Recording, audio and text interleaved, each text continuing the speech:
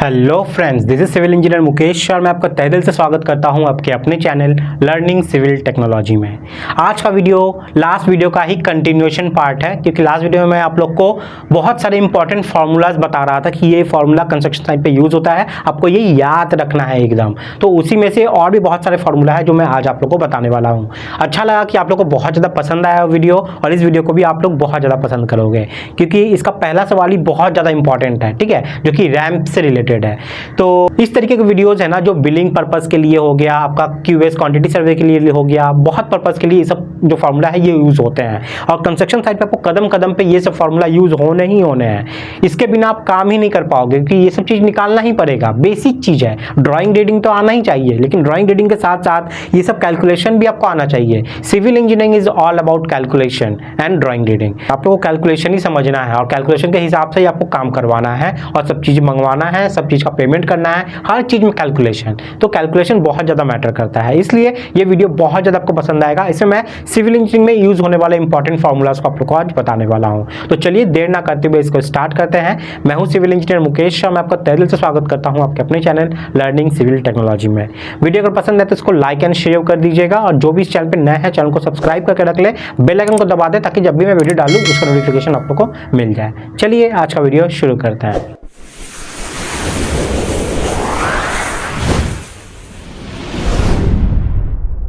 तो आज का सबसे पहला सवाल है आप लोग के लिए यहाँ पे, रैंप का स्लोप कैलकुलेशन हम लोग कैसे करते हैं। हम लोग ड्राइंग में देखते हैं ना कि वो रेशियो में दे दिया रहता है 1:200, 1:300, 1:250। तो उसको रीड कैसे करते हैं, मैं एकदम आसान तरीका आप लोग को बताता हूँ। मान लीजिए वहाँ पे 1:200 लिखा हुआ है, ठीक है, 200 लिखा हुआ है। आपको आंख बंद करके जिस भी यूनिट पे आप निकाल रहे हो वो यहाँ पे नीचे लिख दीजिए। मान लीजिए मिलीमीटर में निकाल रहे हैं तो मिलीमीटर में यहाँ पे लिख दिए, दोनों के नीचे मिलीमीटर लिख दीजिए। इसका मतलब क्या हुआ, इसका मीटर क्या हुआ, ये वाला जो है ये आपका ये क्या है, आपका डिस्टेंस है। मान लीजिए ये डी होगा और ये जो है ये आपका भी होगा। ये इतना अगर आप लिख देते हो तो आपका पूरा कॉन्सेप्ट जो है वो क्लियर हो गया। देख लीजिए इसका मतलब क्या है, इतना डिस्टेंस जाने के लिए इतना वर्टिकल उठेगा। यानी कि अगर 200 में हम लोग जाते हैं तो ये वर्टिकल कितना स्लोप उठ जाता है, इतना 1 mm। समझ में आ गया, ये मतलब ये 1 mm है और ये 200 mm है आपका। समझ में आ गया। उसी तरीके से अनदर अगर 200 mm और जाओगे तो क्या होगा, 1 mm और ऐड हो जाएगा। मतलब 1 mm तो था ही और 1 mm ऐड हो जाएगा, मतलब ये लेके 2 mm हो गया। इसलिए ये बोल रहा है कि हर 200 mm के लिए आपका 1 mm जो है वो वर्टिकल रेस करेगा या डाउन करेगा। जैसा स्लोप आप ले रहे हो, स्लोप नीचे ले रहे हो, स्लोप ऊपर ले रहे हो, वो आपके ऊपर है। तो 1 mm का वेरिएशन आपको देखने को मिलेगा। समझ में आ गया। उसी तरीके से मान लीजिए अगर वही हम लोग 1 मीटर यहाँ पे करें, यानी कि 200 mm को 5 बार में जोड़ो। ये मतलब मान लीजिए 1 मीटर है, ये 200 200 200 200 200, मतलब 1 2 3 4 5, सब 200 को मिला देंगे तो कितना हो गया, ये 1 मीटर हो गया, यानी कि 1000 मिलीमीटर हो गया। तो इसके लिए अगर हम लोग यहाँ से चलना चालू करें तो यहाँ तक कितना होगा, मतलब यहाँ से यहाँ तक अगर हम लोग चले जाते हैं तो ये आपका हो जाता है 1 मिलीमीटर। यहाँ पे 1 मिलीमीटर हाइट उठ जाएगा। जैसे ही हम लोग 200 से 400 mm पे जाएं, यहाँ से 2 mm ऐड हो जाएगा, ठीक है, यहाँ पे 3 mm। इस तरीके से करते करते जब यहाँ तक जाएंगे ना तो देखो 1 mm 2 mm 3 mm 4 mm 5 mm, यहाँ 5 mm हम लोग को उठाना है पूरा 1 मीटर पे। मतलब 0 से स्टार्ट किए और 1 मीटर पे जैसे हम लोग पहुंचे, हम लोग को जो ये स्लोप देना है ये टोटल कितना उठाना होगा, 5 mm उठाना होगा, और इसको फिर ऐसे ऐड कर देना होगा, ठीक है। इस तरीके से हम लोग कर सकते हैं। उसी तरीके से मान लीजिए ये ट्रिक आपका दूसरे यूनिट में भी काम करेगा। यहाँ पे मीटर है तो मीटर लिख दीजिए, यानी कि आपका हर 200 मीटर पे आपका 1 मीटर खड़ा हो जाएगा या डाउन हो जाएगा। क्लियर हो गया, इतना आपको स्लोप मिलेगा। एक तरीका जो हम लोग यहाँ पे यूज करते हैं, हम लोग चेक कर सकते हैं। देखिए 1 मीटर के लिए एक फॉर्मूला होता है, मतलब ये 1 लिखा हुआ है ना, 1 की जगह आप 1000 लिख दीजिए चुपचाप, मतलब चुपचाप 1000 लिख दीजिए हमेशा। यहाँ पे 1 हमेशा रहेगा और 1 को हमेशा आप 1000 लिख देना है चुपचाप। ये 200 है जो 200 नीचे रखिए और इससे काटिए। ये जो आंसर देता है ना, ये 1 मीटर में कितना स्लोप होता है वो बताता है। तो ये काटिए, 0 से ये कटा तो देखिए कितना आया, ये 5 मिलीमीटर आया। तो यहाँ पे 1 मीटर में हमारा कितना स्लोप मिला, 5 मिलीमीटर। देखिए हम लोग यहाँ से किए थे ना। इस तरीके से हम लोग जल्दी से कैलकुलेशन साइड पे कर लेते हैं कि कितना इतना कौन जोड़ेगा? 200 mm 200 mm कितना है? मान लीजिए हम लोग को 10 मीटर के लिए निकालना है, 20 मीटर के लिए स्लोप निकालना है और इसी रेशियो में है, तो हम लोग क्या करेंगे?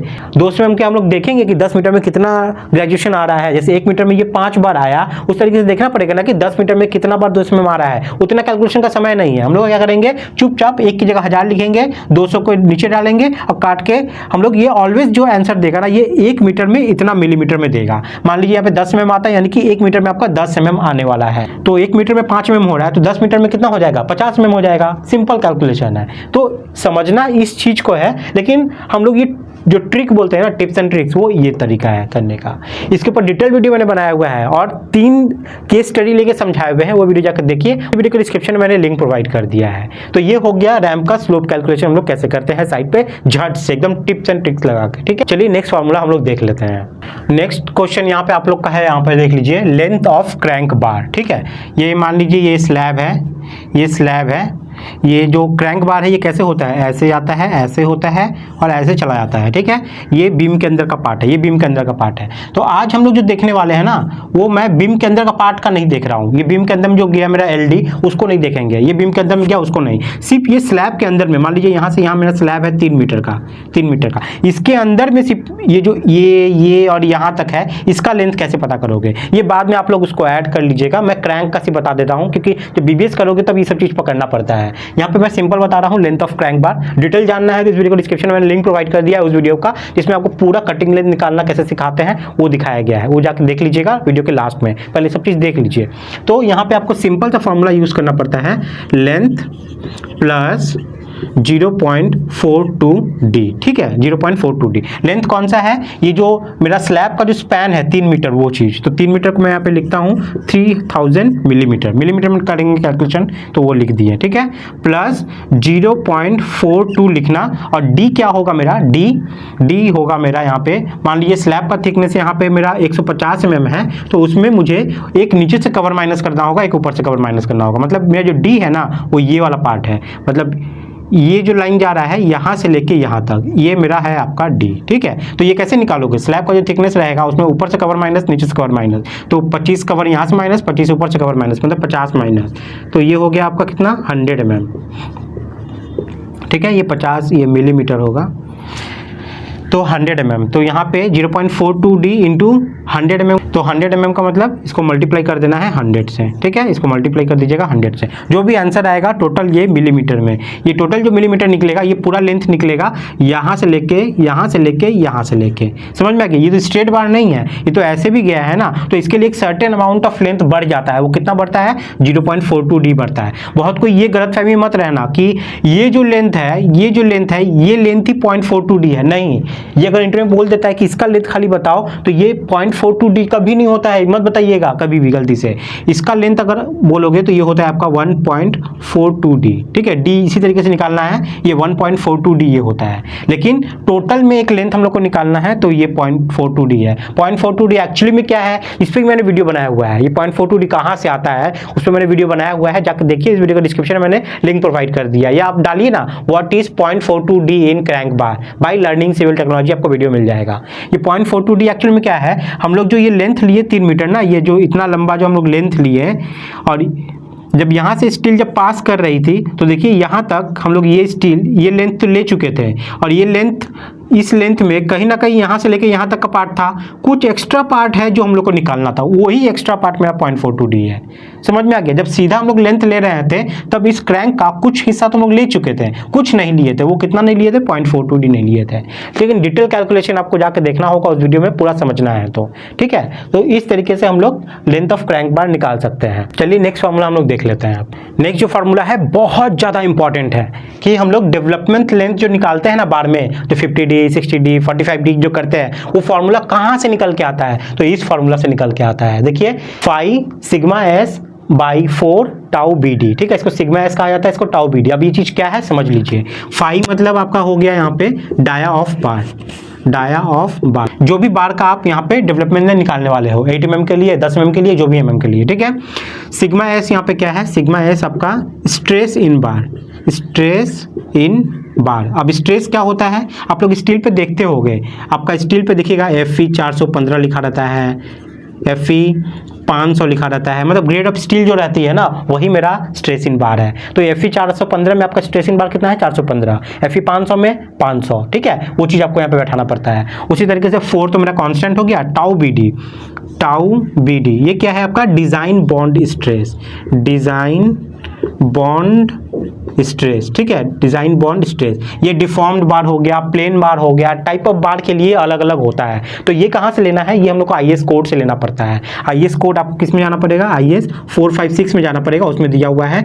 आपको क्लॉज चेक करना है इसका 26.2.1.1। इस क्लॉज में जाकर देखिएगा आपको डिज़ाइन बॉन्ड स्ट्रेस अलग अलग टाइप ऑफ स्टील बार के लिए मिल जाएगा, ठीक है। तो वहाँ से हम लोग लेके इस फॉर्मूला में बैठा कर हम लोग देख सकते हैं कि डेवलपमेंट लेंथ ऑफ बार कौन से जोन में क्या क्या निकलता है, कंप्रेशन जोन में, टेंशन जोन में अलग अलग होती है वो सब चीज, तो हम लोग देख सकते हैं। अगर इसका आपको डिटेल कैलकुलेशन जानना है कि कैसे ये सब निकालते हैं आईएस कोड की मदद से, इस पर मैंने वीडियो बनाया हुआ है। इस वीडियो के डिस्क्रिप्शन में जाइए, मैंने डिटेल वीडियो का लिंक डाल दिया है, आप लोग को जाके हर एक वीडियो को देखिए, हर एक वीडियो देखोगे ना तो बहुत कुछ सीखने को मिलेगा आईएस कोड के थ्रू। तो इस तरीके से हम लोग डेवलपमेंट लेंथ ऑफ बार निकालते हैं। चलिए नेक्स्ट क्वेश्चन को देख लेते हैं। नेक्स्ट जो इंपॉर्टेंट फॉर्मूला है आप लोग के लिए वो देख लीजिए, वो सर्वेइंग से रिलेटेड है। तो area of irregular shape land कैसे निकालते हैं, मतलब जमीन ऐसा है कि उल्टा पलटा है, मतलब कोई जमीन ऐसे हो सकता है ना, ऐसे टेढ़ा, ऐसे ऐसे ऐसे ऐसे ऐसे जमीन है। अब इसका एरिया आपको निकालने के लिए बोल दिया, तो सबसे पहला आपका फोकस क्या होगा, इसको हम लोग ट्रायंगल में तोड़ेंगे। मतलब हर एक कोना को क्या करेंगे हम लोग ऐसे मिला देंगे, हर एक कोना को मिला दीजिए।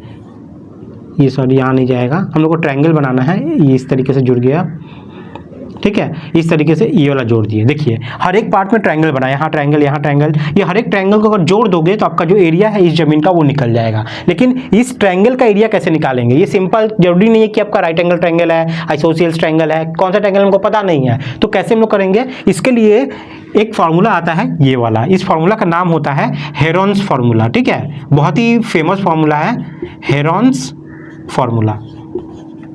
इसको हेरोन्स फार्मूला कहा जाता है, जिसकी मदद से हम लोग किसी भी शेप का जो लैंड है उसको ट्रायंगल में तोड़ के उसका एरिया हम लोग निकाल सकते हैं। तो सब तो मैं नहीं बताऊंगा, मान लीजिए एक बता दे रहा हूँ मैं, ये ट्रायंगल निकाल ले रहा हूँ, मान लीजिए इसका शेप ऐसे है, किसी भी तरीके से है, कोई भी एक शेप का ट्रायंगल है, ठीक है, ये आ गया है ट्रायंगल। तो ये साइड मान लीजिए मेरा ए मीटर है, ये बी है, ये सी है, कुछ भी लेंथ होगा ना 10 मीटर 5 मीटर जो भी होगा, मैं ए बी सी कर दिया। सबसे पहले आपको क्या है देख लीजिए, इसमें क्या चीज़ है, ए बी सी तो आपको समझ में आ गया, मतलब ए क्या है ट्रायंगल का पहला साइड, बी ट्रायंगल का दूसरा साइड, सी ट्रायंगल का तीसरा साइड, मतलब ए बी सी ट्रायंगल का साइड हो गया, वो आप बैठा दोगे। और समझना क्या है, एस मेरा क्या है, एस क्या है सेमी पेरीमीटर, ठीक है, semi perimeter, semi perimeter, perimeter से आपको समझ में आ रहा है कि सारे साइड को जोड़ देना, ए बी सी, ठीक है। अगर इस ट्रायंगल का पेरीमीटर निकालने के लिए बोल दिए तो कैसे निकालोगे, ए बी प्लस सी कर दोगे तो ठीक, मतलब तीनों साइड को जोड़ दोगे तो पेरीमीटर हो गया। लेकिन यहाँ पे देखिए सेमी लिखा हुआ है, सेमी मतलब इसको डिवाइडेड बाई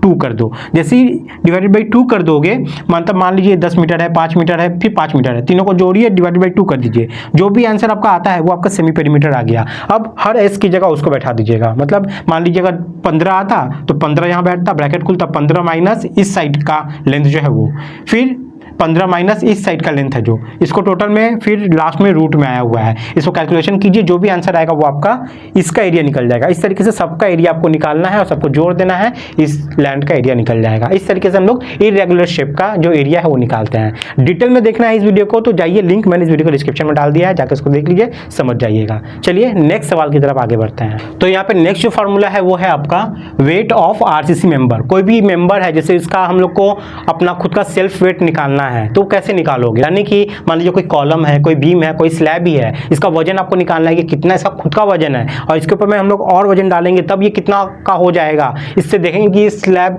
इतना लोड ले पाएगा कि नहीं पाएगा। ये सब जो कैलकुलेशन करते हैं ना उसमें हम लोग को मेंबर का वेट निकालना पड़ता है। तो मान लीजिए कोई भी एक मेंबर आपको निकालना है, मतलब मान लीजिए कोई भी एक कॉलम हो गया या बीम ही है, एक बीम है यहाँ पे, ये बीम का आपको लेंथ निकालना है। बीम मान लीजिए यहाँ पे 5 मीटर लंबा है, डेप्थ आपका इसका है 600 0.6 मीटर, और ये चौड़ा हो गया आपका 0.3 मीटर, मतलब 300 mm का, ठीक है। इसका आपको वजन निकालना है। अब ये आरसीसी मेंबर मैंने पहले ही बोल दिया है, रेनफोर्स सीमेंट कंक्रीट, इसके अंदर मतलब सरिया भी है, इसके अंदर सरिया भी है। टोटल के साथ एक साथ वजन कैसे निकालोगे, तो इसका स्टैंडर्ड फार्मूला है थंब रूल के हिसाब से, देख लीजिए। सबसे पहले आपको क्या करना होगा, इसका वॉल्यूम निकालना होगा, और वॉल्यूम के बाद आपको मल्टीप्लाई करना होगा यूनिट वेट ऑफ आरसीसी से, यानी कि डेंसिटी से मल्टीप्लाई कर देना होगा जो भी आरसीसी का होता है। तो अगर हम लोग डेंसिटी यहाँ पे निकाल रहे हैं तो एक्चुअली में हम लोग जो है ना वो वेट नहीं, वो मास निकाल रहे हैं। फॉर्मूला जो होता है वो होता है density is equal to mass by volume. हम लोग यहाँ पे मास निकाल रहे हैं, देखिए वॉल्यूम इंटू डेंसिटी कर रहे हैं तो मास निकल के आ रहा है,